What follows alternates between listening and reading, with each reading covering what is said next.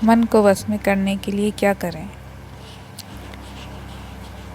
इस कहानी के पीछे का तर्क अगर आप समझ गए तो आपका मन काबू में हो सकता है, लेकिन इसका भाव प्रेरणादायी है। एक बार महात्मा बुद्ध किसी नगर में से गुजर रहे थे। बुद्ध की नज़र एक कपड़े के व्यापारी पर पड़ी, जो दुखी और हताश दिखाई दे रहा था।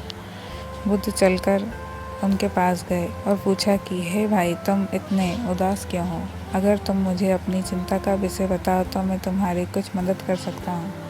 कपड़े के व्यापारी ने बुद्ध को प्रणाम किया और उनको अंदर बुलाया। उस व्यापारी ने कहा कि जब से मेरी पत्नी की मृत्यु हुई है, तब से मेरे घर पर मेरे छोटे बेटे की देखभाल करने वाला कोई नहीं है, इसलिए मैं हमेशा इसको अपनी दुकान पर लेकर आ जाता हूँ।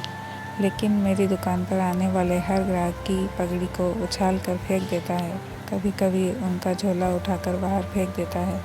मैंने इसको बहुत समझाया, डांटा, लेकिन ये नहीं समझा। इसकी इस हरकतों की वजह से मेरे सारे ग्राहक खुद को अपमानित मानकर वापस चले जाते हैं। बुद्ध बोले, मैं तुम्हारी सहायता कर सकता हूँ, पर तुम मुझे वचन दो कि मैं जो भी करूँगा तुम उसमें दखल अंदाजी नहीं करोगे, ना ही कोई प्रश्न करोगे।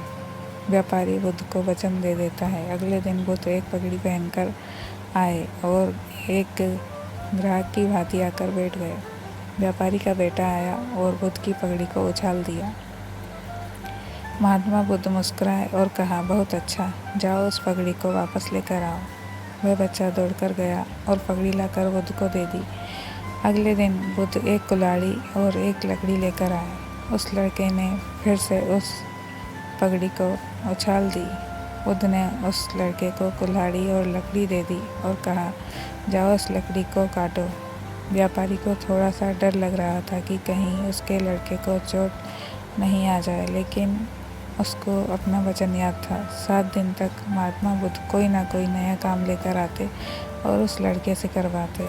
शीघ्र ही वह लड़का भूल गया कि उसको किसी की पगड़ी उछालनी है। व्यापारी बहुत खुश हुआ और बुद्ध को धन्यवाद दिया। मुझे पता है कि इस कहानी का और मन के बस का कोई विशेष संबंध नहीं, लेकिन पहले आप इस तर्क को समझ लीजिए।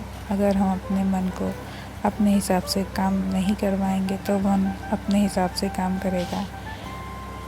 मन बस में हो सकता है यदि मन को हम अपने अनुसार चलाएं।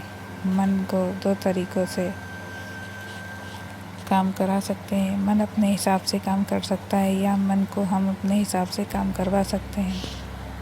बुद्ध से मिलने से पहले उस लड़के का मन और दिमाग अपने हिसाब से अनियंत्रित रूप से काम कर रहा था, लेकिन बुद्ध ने उस लड़के को अपने अनुसार काम करवाया, जिससे उसकी आदत ही बदल गई।